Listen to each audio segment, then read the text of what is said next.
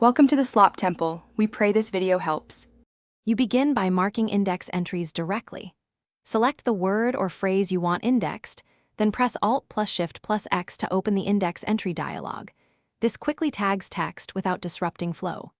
Choose main entry or add a subentry for hierarchy, and use cross-reference if you want to point to related terms.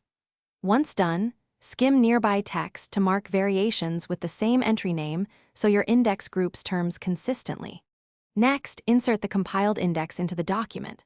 Place the cursor at the spot, typically end of document, then go to References and choose Insert Index to open formatting options. Decide on columns, tab leader, and whether to show page ranges so the index fits your layout. Make sure to select the proper index format and click OK.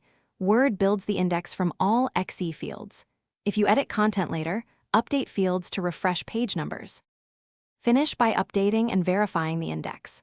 After any edits, click the index and press F9 to refresh page numbers. This keeps entries accurate. If entries don't appear, show hidden formatting with Ctrl plus Shift plus 8 to confirm XE fields exist and are correctly formatted. If entries are split across variations, standardize spellings, or use subentries to group them. Doing so prevents duplicate listings and ensures your index is clean and useful. Thanks for watching. Consider subscribing if we helped you.